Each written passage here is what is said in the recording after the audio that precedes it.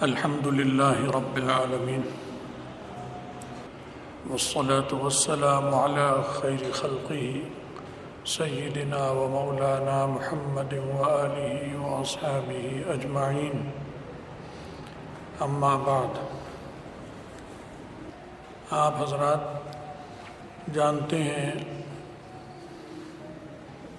کہ چند سالوں سے دنیا میں جو کافر حکومتیں ہیں وہاں پر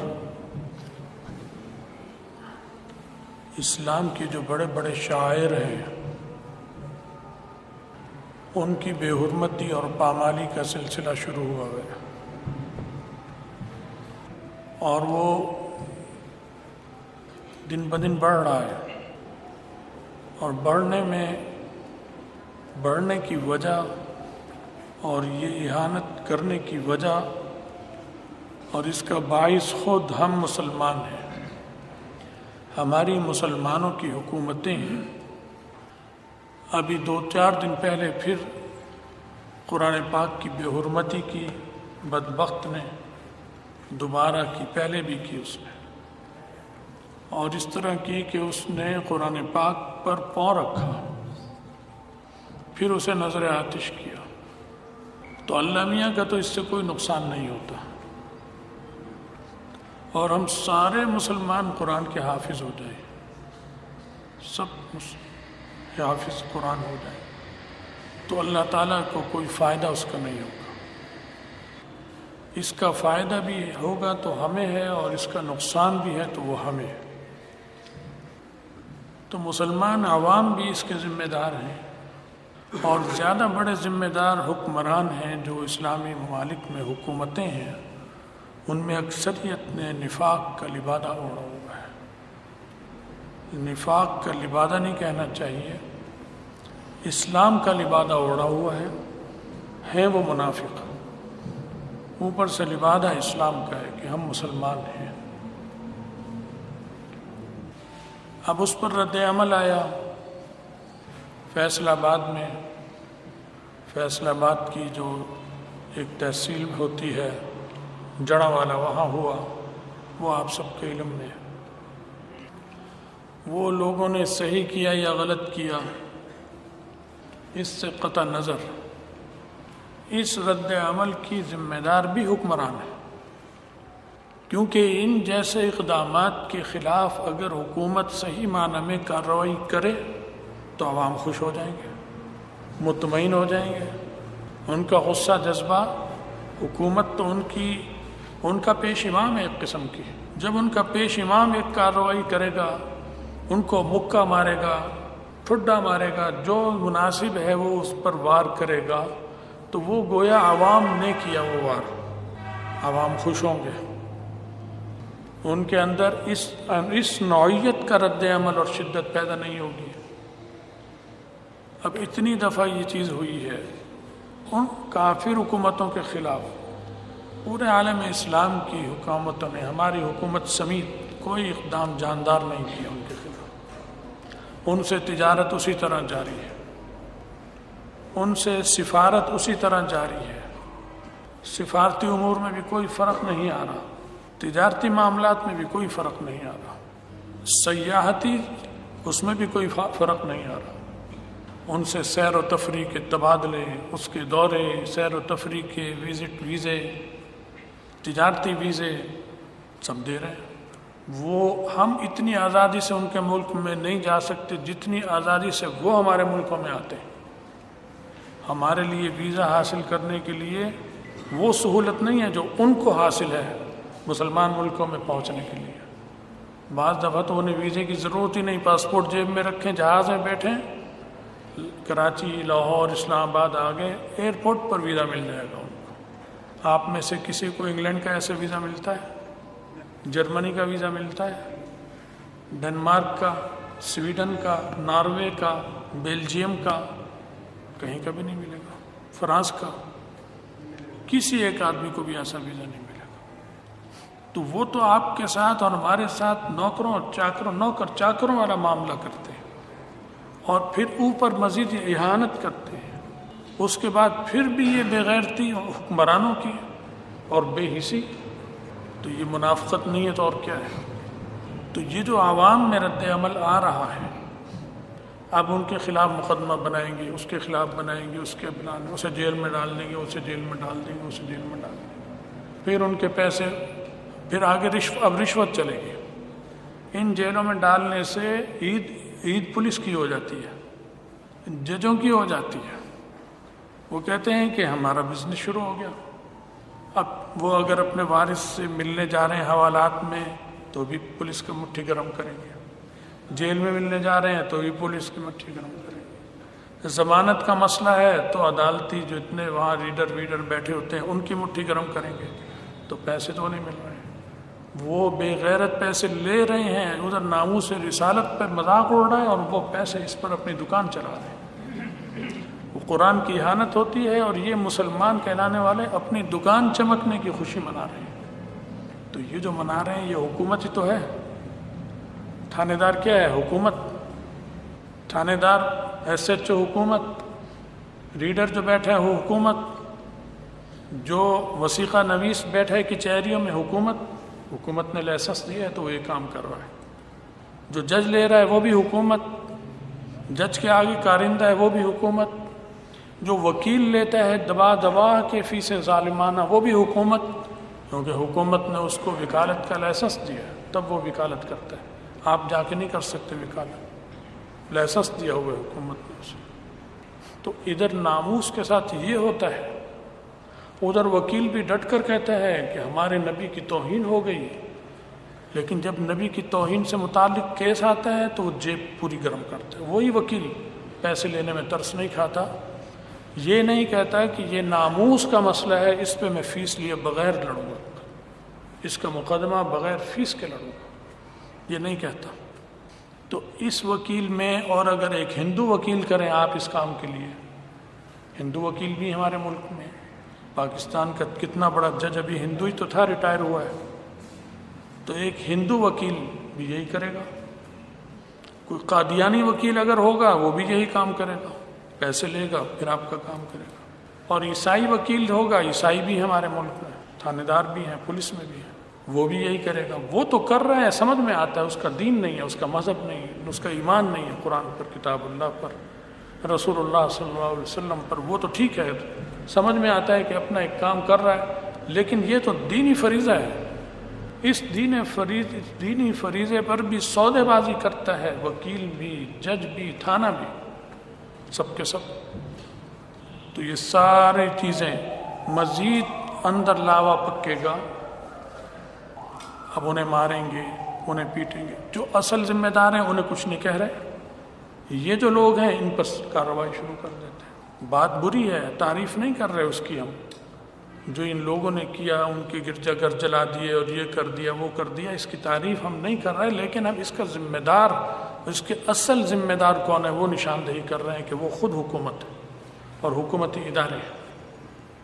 انہیں چاہیے کہ سفارتی تعلقات بلا تاخیر ختم کر دیں۔ اول تو سب سے پہلا کام تو جہاد تھا، اصل کام جہاد ہے کہ اعلان جہاد کریں، ان سے سفارتوں کو واپس کر دیں، سفارتوں کو، اور ان سے کہیں کہ یہ تاریخ ہے، اس تاریخ تک یا تو اس شخص کو سزا دو، اس نہیں تو اس کے بعد ہماری طرف سے حملے کے لیے تیار ہو جاؤ، ہم نے فوجی تیاری کر لی، ہماری فوجیں عسکر، ہمارے لشکر تیار ہیں تم پر حملہ کرنے کے لیے، یہ اعلان کریں۔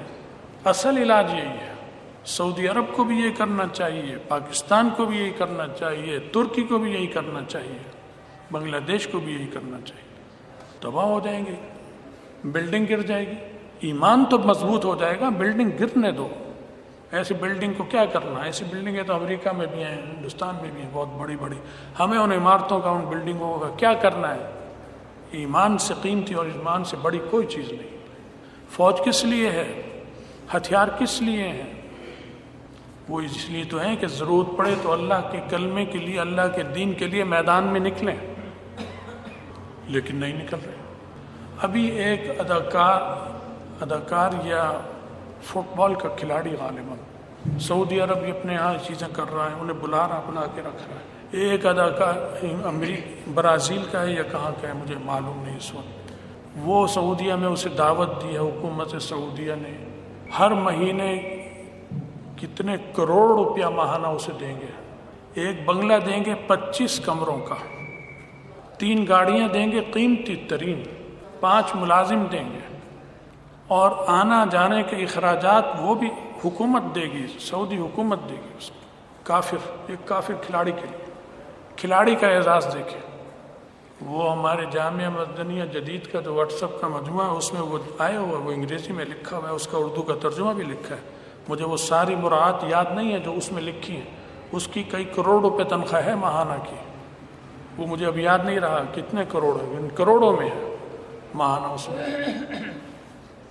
بس کھیل کو فروغ دینا ہے، جہاد نہیں کرنا۔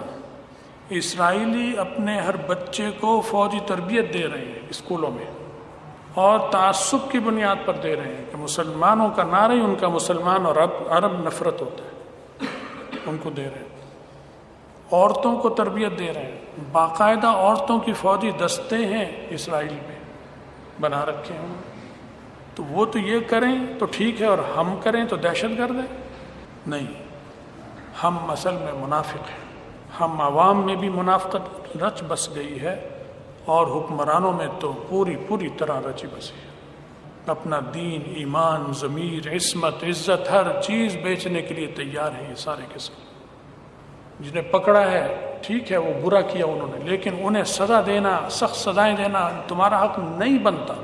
تمہارا حق جب بنتا کہ تم اس ملک کے خلاف حقیقی معنی میں کارروائی کرتے، پھر اگر یہ عوام یہ کرتے تو پھر ان کو عبرتناک سزا دیتے، پھر بات بنتی ہے صحیح۔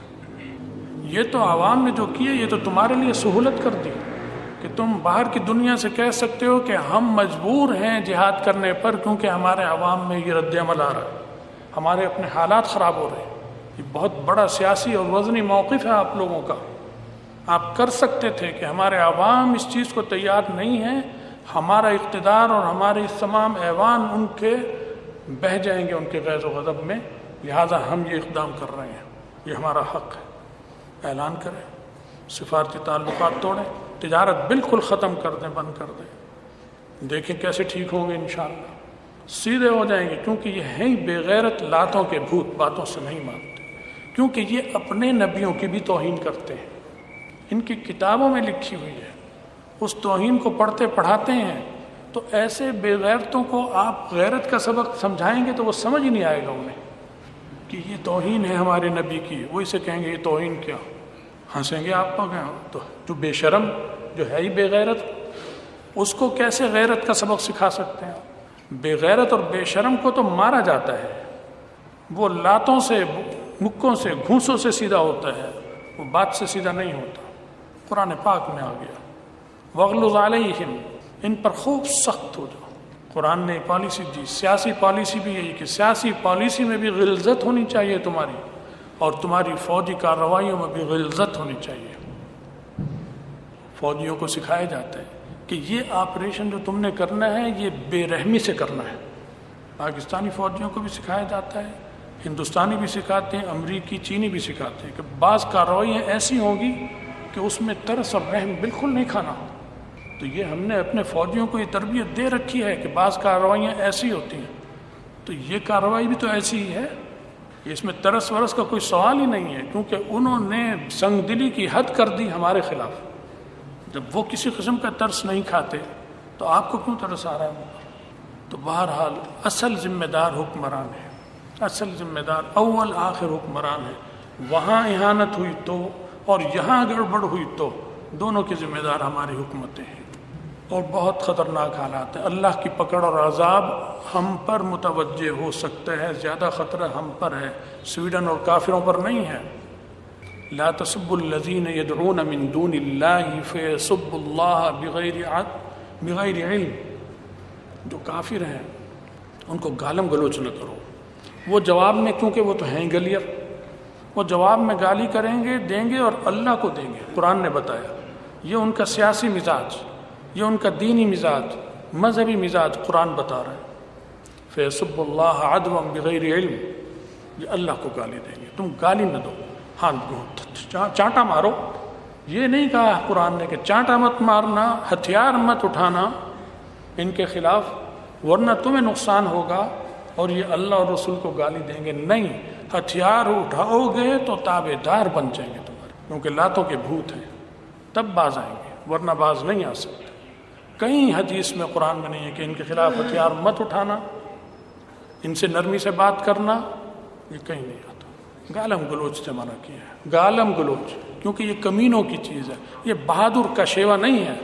اور مومن بھی اور بہادر ہو تو اس کی تو توہین ہے گالی دینا. وہ گالی نہیں دیتا، وہ گالی سنتا بھی نہیں، گالی دیتا بھی نہیں، گالی برداشت بھی نہیں کرتا. وہ گالی دے تو اس کا علاج جو صحیح ہے وہ کرتا ہے، وہ گالی سے نہیں دیتا جواب اس کو. لیکن ہم تو بے غیرت ہو چکے ہیں، سارے کے سارے بے ضمیر ہو چکے ہیں. تو میری اس باتوں سے آپ لوگوں کو اتفاق ہے یا نہیں ہے؟ یہ دین کا معاملہ ہے، کیا ہم بے غیرت ہو چکے ہیں یا نہیں ہو چکے؟ ہمیں اس سے توبہ کرنی چاہیے یا نہیں کرنی چاہیے؟ اور ہمیں میدان عمل میں نکلنا چاہیے اور اپنی حکومتوں کو مجبور کرنا چاہیے یا نہیں کرنا چاہیے؟ کرنا چاہیے. جن کا تعلق مسلم لیگ سے ہے وہ مسلم لیگی حکمرانوں کو، اپنے لیڈروں کو جھنجھوڑیں. پیپلز پارٹی والے ان کو جھنجھوڑیں، اگر نہیں ہوتے تو ان کو گریبان سے پکڑ لیں. ایمان کا تقاضا یہ، مسلم لیگوں کے ایمان کا تقاضا بھی یہی ہے، اور جو پارٹی ان کے ایمان کا تقاضا بھی ہے کہ انہیں جھنجھوڑیں. نہیں جھنجھوڑتے تو ان کو گریبان سے پکڑ کر گھسیٹیں اور اپنے کو اس پارٹی اور جماعت سے الگ ہونے کا اعلان کرتے ہیں کہ ہمارا تم سے کوئی تعلق نہیں. دین اور ایمان سب سے پہلے ہے، بعد میں کوئی اور چیز ہے. تو بہت خراب حالات، اسی لیے وہ دن بدن توہین کرتے چلے جا رہے ہیں اور مزید کریں گے. یہ دیکھ لیں، یہ رکیں گے نہیں، کیونکہ جو ان کو غذا دینی وہ تو مل ہی نہیں رہی. کمینہ تو اور سر چڑھتا ہے، وہ اور سر چڑھے گا. جو اس کی صحیح خوراک ہے وہ جب ملے گی تو آپ کے پیروں میں پڑ جائے گا، پھر ٹھیک جگہ آ جائے گا، اپنے صحیح مقام پر آئے گا. تو اللہ تعالیٰ کرے کہ ہماری افواج کے سالار وہ سوچیں، بلکہ سوچنا تو چھوڑ ہی دیں.